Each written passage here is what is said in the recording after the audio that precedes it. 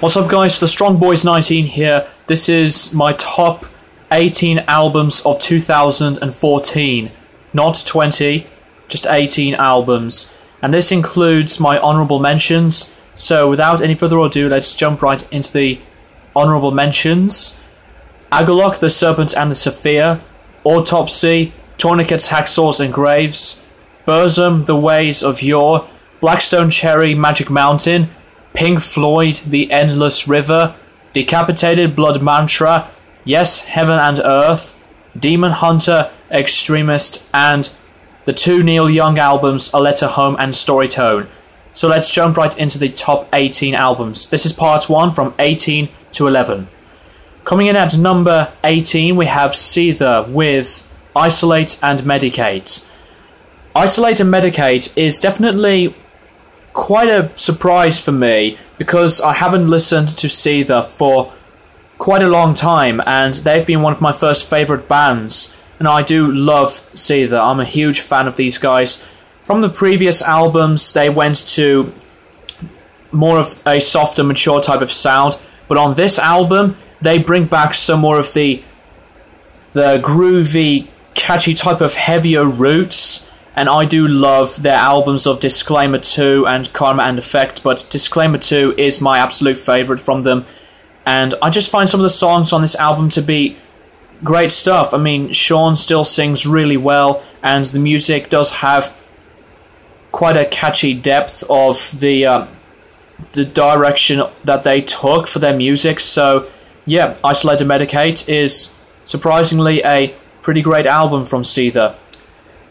At number 17, we have Off Wasted Years. Wasted Years is one of those albums that sounds absolutely great for the amount of heavy hardcore punk into Off's new music, and I just find Wasted Years to be a great album title because, you know, Off's songs are just really short. But some songs that they do bring some messages, including Keith Morris's lyricism, and he just lets it out once again with his loud shouting type of voice, with the simple but great delivery from the aggressive hardcore punk music.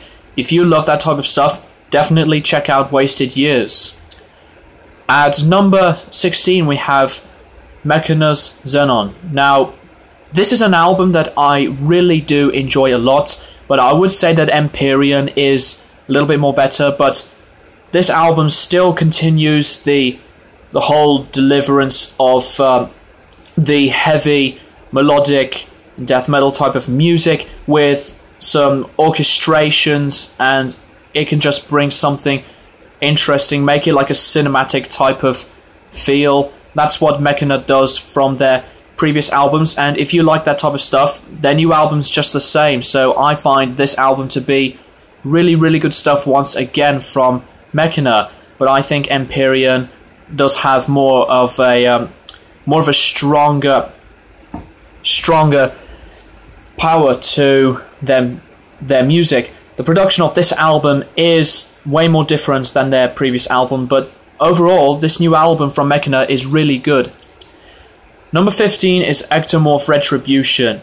Retribution is definitely an album that is just one of these non-stop, aggressive, heavy albums. And it's just an album that you would expect to hear the same really punishing groove type of metal from Ectomorph. And they're one of my favourite bands. I mean, you can't go anything wrong with their sound. And they've always been aggressive, you know, since they first started, and some really standard great production on this album as well. And some of the lyrics do have quite a deep tone from the vocals, and the lyrics are just non-stop in your face, just heavy. So yeah, Retribution is definitely one of these albums that is really groovy, but really heavy at the same time. At number 14, we have Judas Priest, Redeemer of Souls.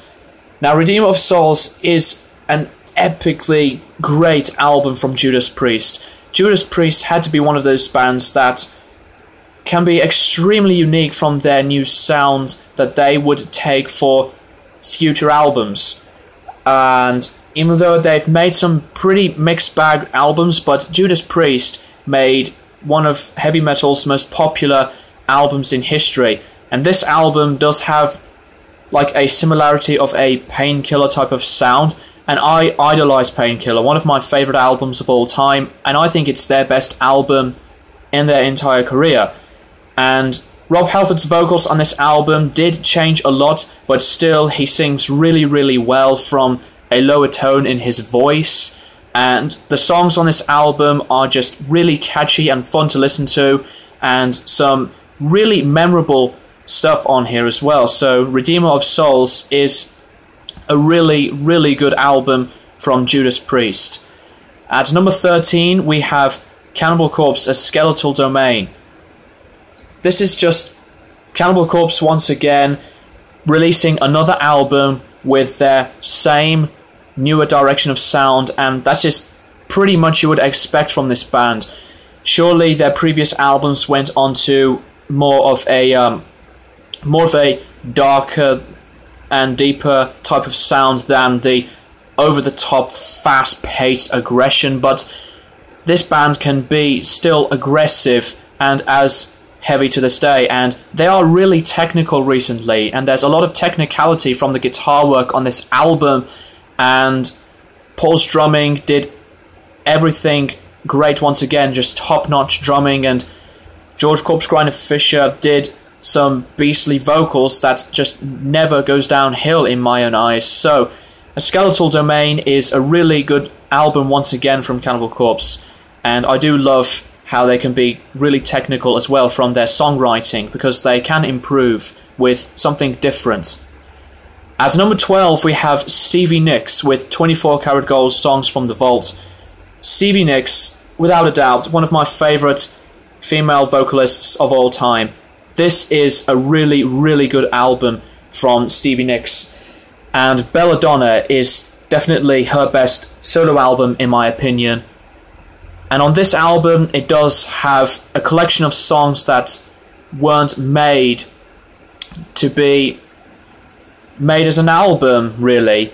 So these songs were made during, the previous decades, but they weren't made to be completed into an album, but they did it now, and there are a collection of songs on here that are just great rock songs and some soft type of ballad songs, and I think it's just really good stuff. Stevie Nicks' vocals still absolutely great to this day, and she does have some really interesting lyricism as well that are quite symbolic, and it just delivers strongly and it suits the music really well, and I do love Stevie Nicks.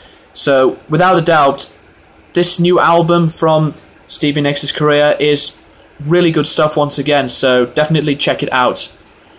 And to conclude and finish off this part for this video, at number 11 we have Bob Dylan and the band The Basement Tapes Bootleg Series Volume 11.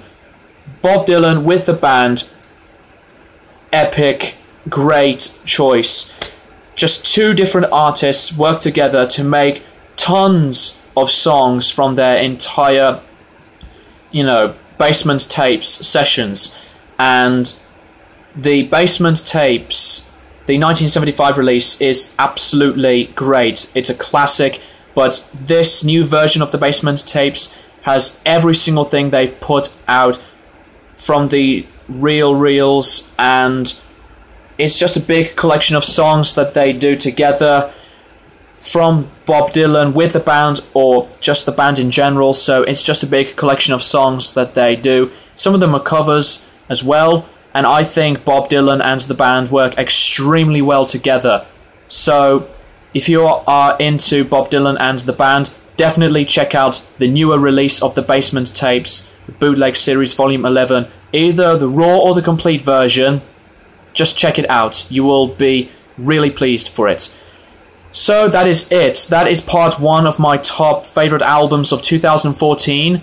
And let me know what you guys think of these albums so far in the comments below.